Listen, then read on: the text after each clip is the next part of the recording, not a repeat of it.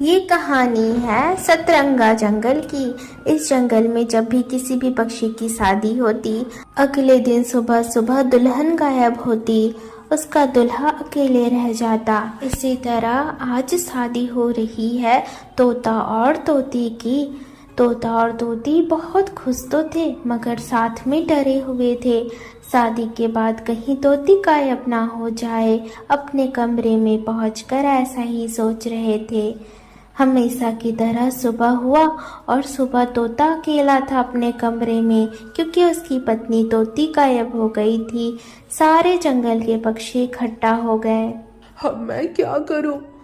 मेरी तोती ने कहा ही था मुझे कि शादी नहीं करते हैं।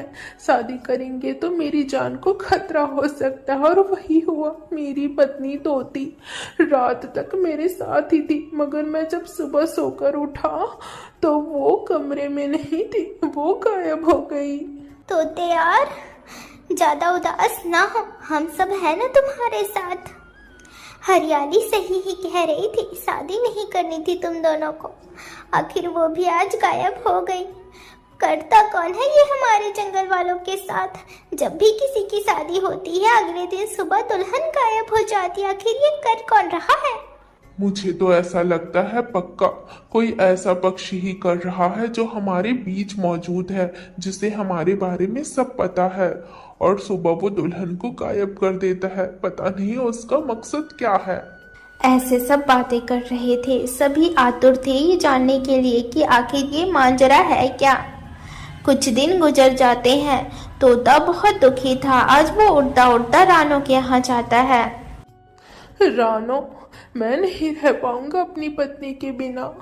जा रहा हूँ मैं नदी में डूबकर अपनी जान ही दे देता हूँ। मेरी पत्नी हरियाली तो मिल ही नहीं रही है। तोते भैया, आप ऐसा क्यों कह रहे हो? कुछ न कुछ रास्ता निकल जाएगा, आप हिम्मत ना हारो। रानो चिड़िया ऐसा कह ही रही थी कि तभी वहाँ आ जाता है आकाश। आकाश चिड़ा रानो से बहुत प्यार करता था और रानो भी आकाश से। आकाश और रानो दोनों तोते की बात सुनते हैं। फिर आकाश रानो को सलाह देता है। रानो और आकाश सुनो, हमें ना निगरानी रखनी होगी। कैसे भी अब पता लगाना ही होगा कि कौन पक्षी है जो सभी के दुल्हन को गायब कर रहा है। इसके लिए अब इंतजार करना होगा कि जंगल में जल्द से जल्द किसी की शादी हो। जैसे ही किसी की शादी होगी ना, हम उसके घर के चारों तरफ तीनों रहेंगे और निगरानी रखेंगे आखिर वो दुल्हन गायब कैसे होती है। मगर याद रहे ये बात हम तीनों के बीच ही रहनी चाहिए। आकाश जी, बात तो सही है आपकी, मगर इतना जल्दी शादी कौन करेगा? अब तो सबको बहुत देर लग जाएगा शादी करने में। सब डरे हुए हैं जब से हरियाली तोती गायब हुई है। हाँ, और ज्यादा देर हुआ तो मेरी पत्नी हरियाली के साथ कोई कुछ कर ना दे। तोते दोस्त, तुम घबराओ नहीं, हम सब है ना तुम्हारे साथ। हिम्मत से काम लो, सब सही होगा। जितने भी हिम्मत की बात कर ले, घबराहट तो होगी ही ना। आकाश जी, मेरे पास एक आइडिया है। हम दोनों तो एक दूसरे से प्यार करते हैं ना, चलो हम दोनों ही करते हैं शादी। जब मैं गायब होंगी तो पता चल ही जाएगा कि आखिर ये सब मांजरा है क्या। रानो, मैं तुमसे प्यार करता हूँ, इतना बड़ा रिस्क कैसे लूँ मैं? अगर तुम गायब हो गई और मैं तुम्हें ढूंढ नहीं पाया तो? ऐसे बुझदिलों वाली बातें ना करो आकाश जी। मुझे आप पर ना पूरा भरोसा है, ऐसा हो ही नहीं सकता। मुझे अपने प्यार पर भरोसा है, आप मुझे ढूंढ ही लोगे। और मैं भी बहुत कोशिश करूंगी सच्चाई सभी के सामने लाने की। और मान लो मैं गायब होंगी ना, जहाँ भी होंगी वहाँ से आपको इशारे जरूर करूंगी ताकि आप मुझ तक पहुँच जाओ। आकाश तो पहले बहुत मना करता है मगर रानो जिद करने लगती है तोते के खातिर। आखिरकार ये तय हो जाता है।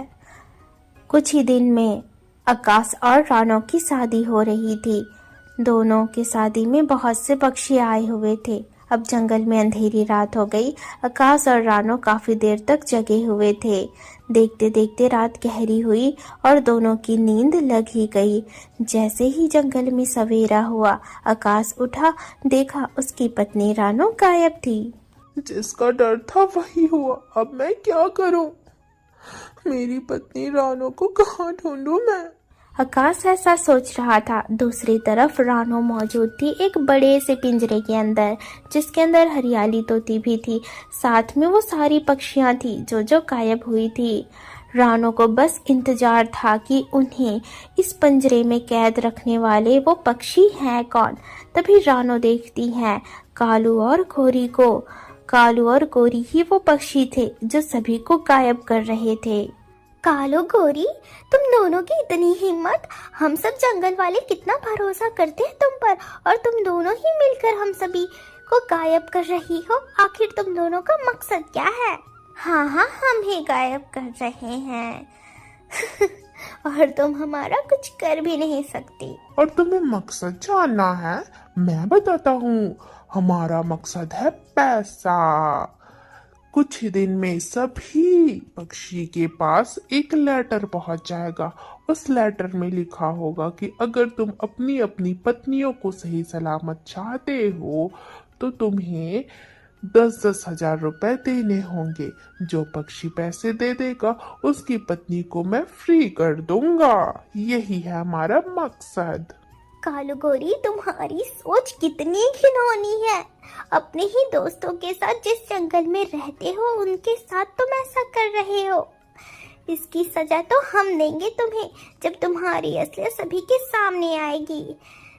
सच्चाई आने में भले ही देर होती है मगर सच सामने आता जरूर है, ये बात याद रखना तुम दोनों। रानो ऐसा कहती है और सोच में पड़ जाती है कि किसी भी तरीके से आकाश के पास खबर पहुंचाना होगा कि असल चोर, असल धोखेबाज ये कालू और गोरी हैं। रानो काफी सोचती है और फिर अपने हार का एक मोती निकालकर गोरी के बालों में फेंक देती है। वो गोरी के बाल में जाकर चिपक जाता है और गोरी को पता भी नहीं चलता। इधर जंगल में हल्ला हो गया था कि रानो भी गायब हो गई है। वहाँ कालू गोरी भी पहुँच जाते हैं। वे भी वहाँ मौजूद थे। ये सब मेरे कारण हुआ आकाश यार, मुझे माफ कर दो। मेरी पत्नी ढूंढने के कारण ही रानो तुमसे शादी की और रानो खुद आज गायब हो गई है। अब हम क्या करें? कैसे ढूंढे अपनी पत्नियों को? कुछ न कुछ तो करना होगा। हम ऐसे खाली पंख बैठ नहीं सकते। हमें अपने प्यार को कैसे भी पाना होगा, उन्हें ढूंढना होगा, उन्हें बचाना होगा। आकाश चिड़ा ऐसे कह रहा था तभी उसकी नजर जाती है गोरी के बालों पर। वही मोती था जिन मोतियों का हार रानो के गले में था। कहीं न कहीं आकाश समझ जाता है कि ये रानो का इशारा है। आकाश को अब आगे पता चल गया था कि उसे क्या करना है। जैसे ही सारे पक्षी अपने अपने घर जाने लगे, इधर आकाश चिड़ा चुपके से पीछे लग गया गोरी और कालू के। वो गोरी और कालू का पीछा करने लगा। गोरी कालू हमेशा की तरह पहले उस ठिकाने पर जाते हैं जहां उन्होंने सारी दुल्हन पक्षियों को कैद कर कर रखा था। गोरी कालू वहां पहुंच जाते हैं। कालू गोरी बिंदास थे। वो सभी पक्षियों को देखते हैं। वो पिंजरे में बंद थे। ये देखकर कालू गोरी अपने घर को निकल जाते हैं। जंगल में शाम भी हो गया था मगर आकाश वहीं का वहीं था। उनके जाते ही वो अंदर पिंजरे में घुसता है। वो देखता है कि सारे दुल्हन पक्षी पिंजरे में कैद, साथ में आकाश की पत्नी रानो चिड़िया भी थी। ये देख वो हैरान हो गया। वो तुरंत कोशिश करता है पिंजरा हटाने की और काफ़ी कोशिश करने के बाद पिंजरा हट जाता है और सारे पक्षी आज़ाद हो जाते हैं। सभी अपने अपने घर जाते हैं। इधर आकाश अपनी पत्नी रानो को भी लेकर घर जाता है। अगले दिन जंगल में होती है पंचायत, जहां आकाश असलियत बताता है कालू और गोरी की। साथ में रानो भी बताती है। इसके बाद कालू और गोरी को जिंदगी भर के लिए जेल की सजा हो जाती है। इस तरह रानो ने अपनी चतुराई से और आकाश ने भी अपनी चतुराई से सारे जंगल के दुल्हन पक्षियों को बचा लिया। तो प्यारे दोस्तों, कैसी लगी आपको ये कहानी कमेंट करके बताना ना भूलें। Thank you for watching.